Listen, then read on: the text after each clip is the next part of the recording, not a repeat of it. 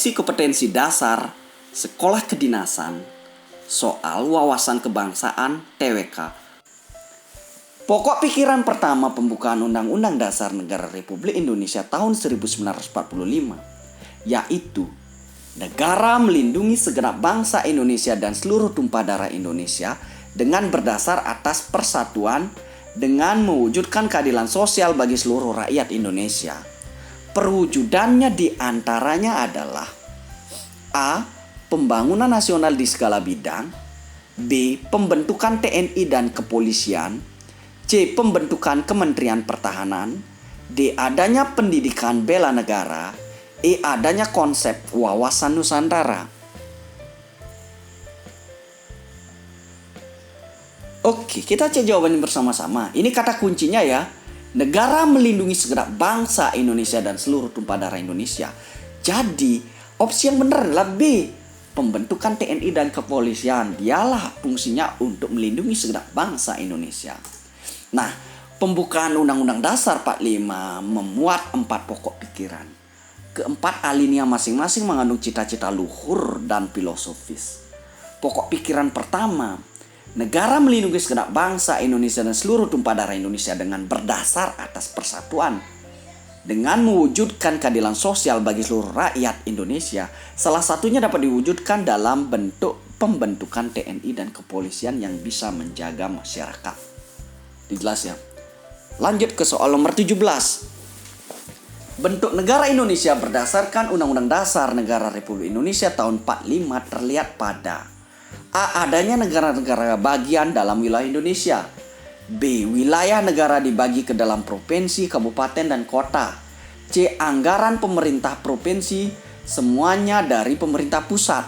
D. Provinsi berlaku sebagai negara bagian yang mandiri dan otonom. E. Menteri negara tidak boleh ikut campur pemerintahan daerah.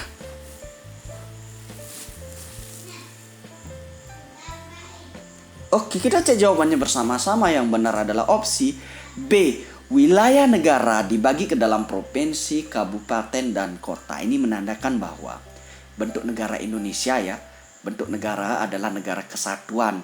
Berarti dari wilayah negara dibagi ke dalam provinsi, kabupaten, dan kota itu adalah satu kesatuan yang tidak bisa dipisah-pisahkan. Nah, pembahasan bentuk negara Indonesia adalah negara kesatuan yang lebih sering disebut Negara Kesatuan Republik Indonesia atau NKRI. Pernyataan yang secara tegas menyatakan bahwa Indonesia adalah negara kesatuan tertuang dalam Undang-Undang Dasar Negara Republik Indonesia tahun 45. Pasal 1 yang berbunyi negara Indonesia ialah negara kesatuan yang berbentuk republik. Bentuk negara kesatuan salah satunya dapat dicermati dari adanya desentralisasi kekuasaan. Jadi jelas sekali di sini ya. Kita lanjut ke soal nomor 18. Kedaulatan negara Indonesia berdasarkan Undang-Undang Dasar Negara Republik Indonesia tahun 45 adalah kedaulatan rakyat. Salah satu perwujudannya adalah A. Pemilihan presiden dan wakil presiden langsung oleh rakyat.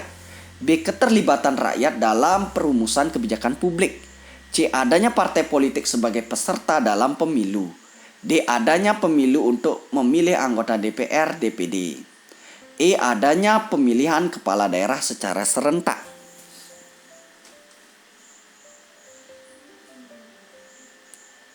Oke, kita cek jawabannya bersama-sama. Yang benar adalah opsi A. Pemilihan presiden dan wakil presiden langsung oleh rakyat. Pembahasan kedaulatan negara berdasarkan Undang-Undang Dasar Negara Republik Indonesia tahun 1945 adalah kedaulatan rakyat yang mengandung makna bahwa rakyat memiliki kekuasaan tertinggi. Pemilihan presiden dan wakil presiden langsung oleh rakyat sebagai salah satu bentuk perwujudan dari kedaulatan rakyat. Negara yang menganut sistem kedaulatan rakyat memberikan kekuasaan kepada rakyat untuk melaksanakan kekuasaan. Nah, salah satu perwujudannya di sini ya dengan pemilihan presiden dan wakil presiden langsung oleh rakyat. Lanjut ke soal nomor 19. Berdasarkan ketentuan Undang-Undang Dasar Negara Republik Indonesia tahun 1945, dikenal adanya konsep warga negara dan penduduk. Perbedaan di antara keduanya adalah A. Status atau kedudukannya. B. Kartu identitas yang dimiliki. C. Tempat dan waktu kelahiran. D. Waktu tinggal di wilayah negara. E. Asal-usul keturunan orang tua.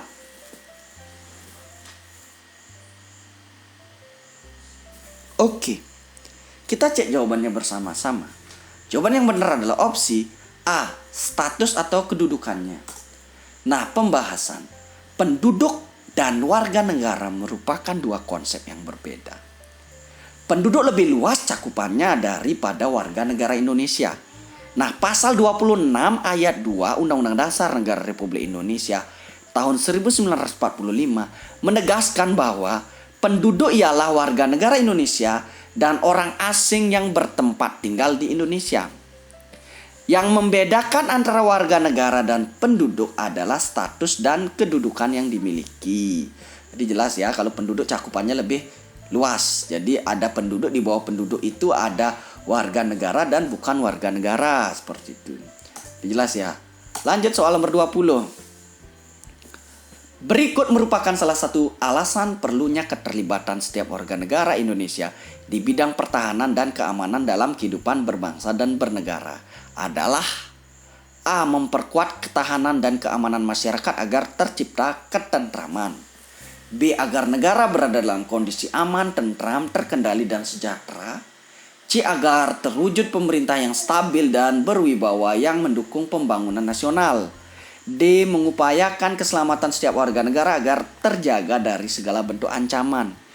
E. Agar segala bentuk ancaman terhadap kedaulatan negara terjaga dan dapat dikendalikan.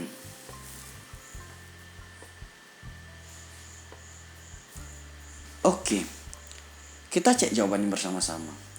Jadi, berikut merupakan salah satu alasan perlu keterlibatan ya. Jadi kita perlu terlibat dalam di bidang pertahanan dan keamanan. Salah satunya adalah opsi C, agar terwujud pemerintahan yang stabil dan berwibawa yang mendukung pembangunan nasional.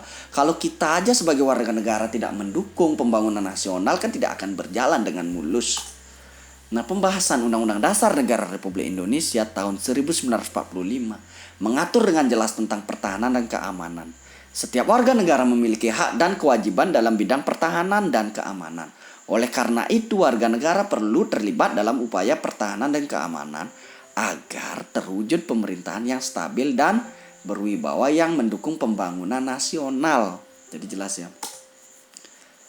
Lanjut soal nomor 21.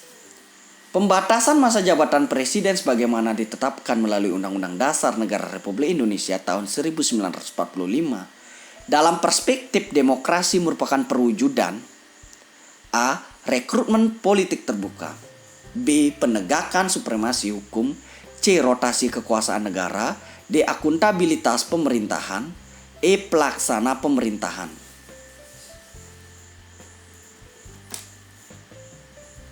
Oke. Kita cek jawabannya bersama-sama adalah opsi C. Rotasi kekuasaan negara. Pembahasan. Lembaga-lembaga negara dalam sistem ketatanegaraan di Indonesia, fungsi dan kewenangannya diatur dalam UUD NRI. Jadi Undang-Undang Dasar Negara Republik Indonesia tahun 1945 sudah diatur. Nah, lembaga kepresidenan sebagai salah satu penyelenggara negara, fungsi dan kewenangannya juga diatur dengan jelas. Salah satu aturan itu adalah adanya pembatasan masa jabatan presiden. Nah, hal itu dimaksudkan agar terjadi rotasi kekuasaan dan tidak adanya kekuasaan yang permanen yang pernah terjadi pada masa Orde Baru. Nah, hal itu kita siasati.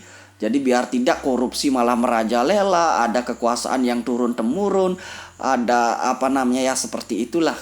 Jadi itu perlu dibatasi ya, jadi biar ada rotasi. Lanjut soal nomor 22.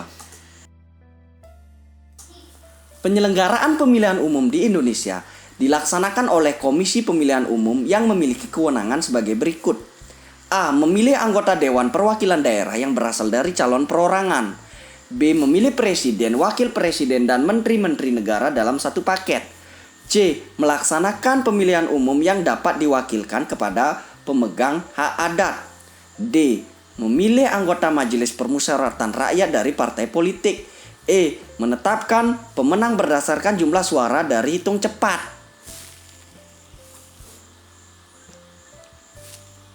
Oke, kita cek jawabannya bersama-sama.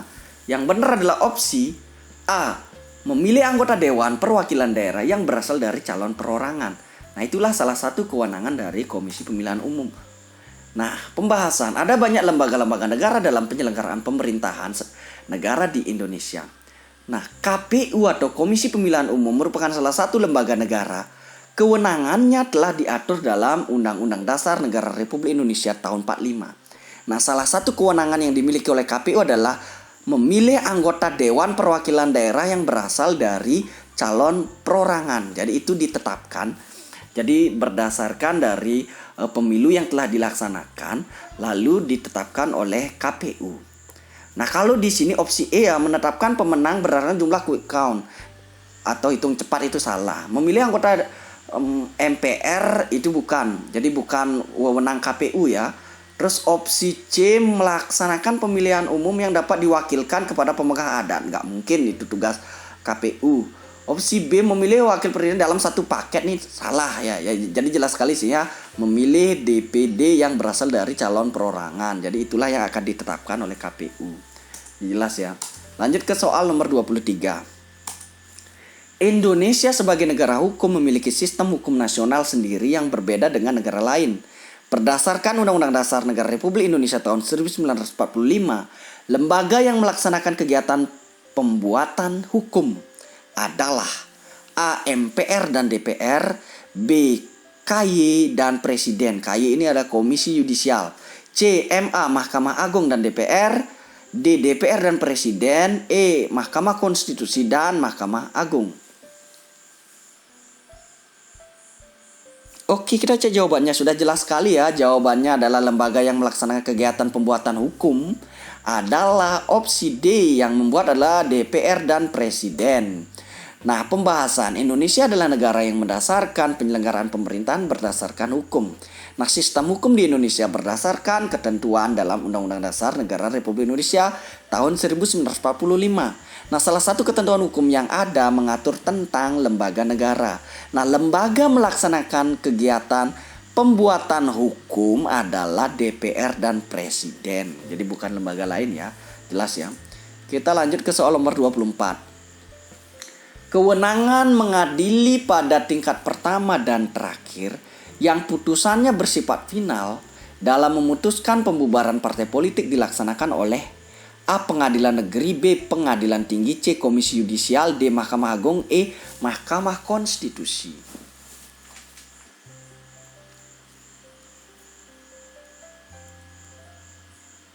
Oke, kita cek jawabannya bersama-sama. Yang paling tepat adalah Mahkamah Konstitusi. Jadi jelas sekali ya. Nah, pembahasan sistem peradilan di Indonesia diatur dalam Undang-Undang Dasar Negara Republik Indonesia tahun 1945. Nah, kewenangan lembaga pengadilan di Indonesia diatur juga dalam Undang-Undang Negara Republik Indonesia tahun 45. Nah, salah satu lembaga pengadilan yaitu Mahkamah Konstitusi yang memiliki kewenangan mengadili pada tingkat pertama dan terakhir yang putusannya bersifat final dalam memutuskan pembubaran partai politik. Jadi bukan lembaga yang lain ya. Lanjut ke soal nomor 25. Keterlibatan Indonesia dalam kerjasama antar bangsa sebagaimana diamanatkan oleh pembukaan Undang-Undang Dasar Negara Republik Indonesia tahun 1945 dimaksudkan untuk A. Membina dan menegakkan perdamaian dunia, B. Memenuhi berbagai kebutuhan warga negara Indonesia, C. Mengatur kehidupan warga negara yang berada di luar negeri, D. Membangun perekonomian dan stabilitas keamanan negara, E. Mendapatkan dana pembangunan di dalam negeri.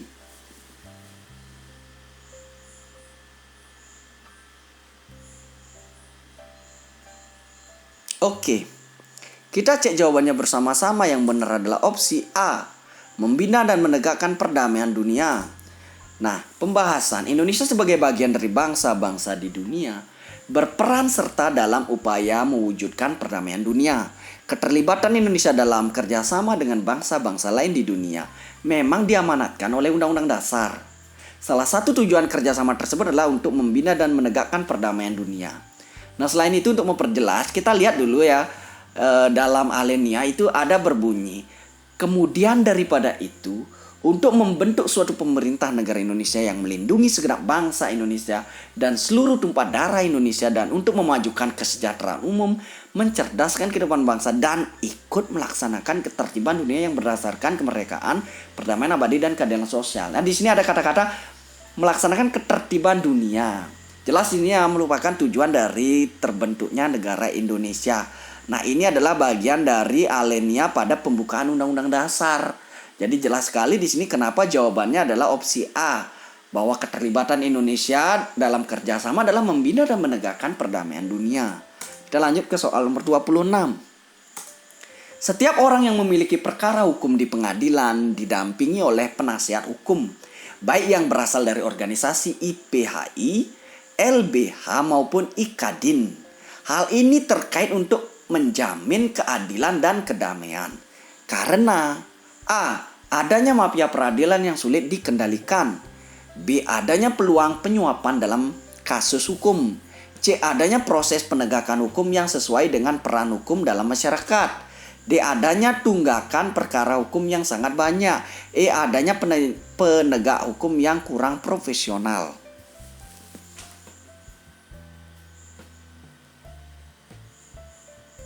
Oke, kita cek jawabannya bersama-sama. Yang benar adalah opsi C. Adanya proses penegakan hukum yang sesuai dengan peran hukum dalam masyarakat. Jadi gini ya, makanya setiap orang yang memiliki perkara hukum itu harus didampingi oleh penasehat hukum, itu baik yang berasal dari organisasi IPHI atau organisasi lainnya. Salah satunya ini karena adalah proses penegakan hukum itu biar sesuai dengan peran hukum dalam masyarakat. Nah, kita cek pembahasan. Sesuai dengan peran hukum dalam masyarakat, bangsa yang bebas adalah agar yang pertama adalah masyarakat dan individu bebas dari penindasan, baik penindasan dari luar atau bangsa lain maupun penindasan dari dalam oleh para penguasa, juga penindasan antara sesama anggota masyarakat. Yang kedua, masyarakat tidak diperlakukan secara otoriter. Penguasa tidak boleh menjadi alat kekuasaan. Nah, penguasa tidak boleh menjelma atau mempersonifikasikan diri sebagai hukum. Nah, kebebasan dan kemerdekaan individu tidak boleh ditentukan oleh kehendak atau keinginan penguasa. Nah, ya, maka dari itu perlu sekali pendampingan dari penasihat hukum ya, baik berasal dari organisasi yang sudah disebutkan tadi. Kita lanjut ke soal nomor 27. Penegakan hukum terhadap tindak pidana korupsi terus dilakukan. Tetapi para pejabat negara seolah tidak takut melakukan korupsi. Belum efektifnya penegakan hukum dalam hal ini sangat dipengaruhi oleh A. Anggaran negara yang terus semakin membesar. B. Perekonomian negara tidak stabil memberikan peluang korupsi. C. Perilaku aparatur hukum yang kurang tegas. D. Sikap dan perilaku aparatur yang menghambat pembangunan nasional. E. Peran serta masyarakat yang sangat kurang. Oke, kita cek jawabannya bersama-sama. Opsi yang benar adalah opsi C. Perilaku aparatur hukum yang kurang tegas. Nah, pelaksanaan hukum dapat berlangsung secara normal, damai, tetapi dapat juga karena pelanggaran hukum itu sendiri. Dalam hal ini, hukum yang dilanggar itu harus ditegakkan agar terjaminnya perlindungan hukum, keadilan, dan kedamaian dalam bermasyarakat dan bernegara. Terlebih jika ini berkaitan dengan perilaku aparaturnya. Nah, jadi jelas sekali di sini belum efektifnya penegakan hukum dalam hal ini sangat dipengaruhi oleh ya perilaku aparatur hukum yang kurang tegas. Kita lanjut ke soal nomor 28. Berkaitan dengan karakteristik yang dimilikinya, penerapan otonomi daerah seperti perencanaan, pelaksanaan, dan pengawasan pembangunan dimasukkan dalam kewenangan wajib. Kewenangan wajib tersebut terkait dengan A. Kedudukan dan peran pemerintah daerah. B. Kedudukan dan peran pemerintah pusat. C. Fungsi dan tugas pokok pemerintah pusat. D. Fungsi dan tugas pokok pemerintah daerah. E. Aturan dan kebijakan pemerintah pusat.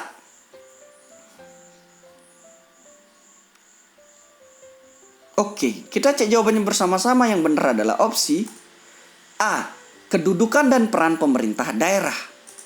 Nah, sesuai dengan bab 6 pemerintahan daerah, Pasal 18 Undang-Undang Dasar Negara Republik Indonesia, pemerintah daerah mempunyai beberapa kewenangan yang sudah diatur dengan undang-undang tentang pemerintahan daerah.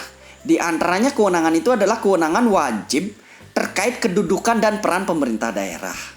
Nah, itu jelas ya. Kita lanjut ke soal nomor 29.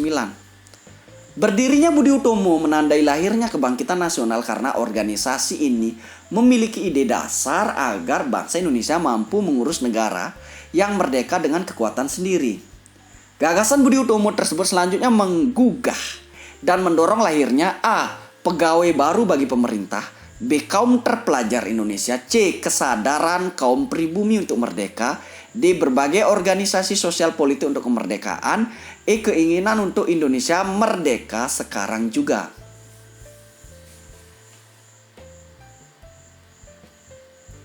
Oke, kita cek jawabannya bersama-sama adalah opsi D. Berbagai organisasi sosial politik untuk kemerdekaan.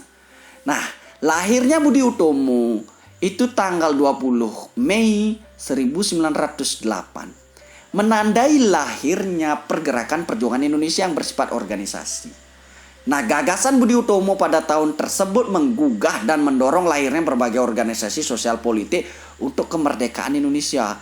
Jadi ceritanya seperti ini ya, setelah berdiri Budi Utomo itu berbondong-bondong itu terlahir organisasi sosial politik itu untuk keperluan kemerdekaan.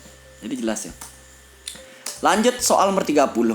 Sumpah Pemuda tidak dapat lepas dari organisasi kemudaan yang bernama Perhimpunan Pelajar-Pelajar Indonesia atau PPPI yang didirikan pada tahun 1926. Nah, para pemuda menyadari bahwa perjuangan kemerdekaan tidak akan berhasil tanpa A. Semangat pemuda Indonesia, B. Hadirnya kaum muda yang terpelajar, C. Pergerakan politik pemuda Indonesia, D. Persatuan bangsa Indonesia, E. Kerja keras. Oke, jelas sekali di sini ya. Para pemuda menyadari bahwa perjuangan kemerdekaan tidak akan berhasil. Apapun perjuangan tidak akan berhasil apabila tanpa persatuan bangsa Indonesia, yaitu opsi D. Nah, Sumpah Pemuda yang lahir pada 28 Oktober 1928 dikenal sebagai Orde Penegas yang menjadi cikal bakal lahirnya bangsa Indonesia. Nah, bagi para pemuda, kesadaran akan pentingnya persatuan bangsa Indonesia menjadi bagian penting dari perjuangan kemerdekaan Indonesia.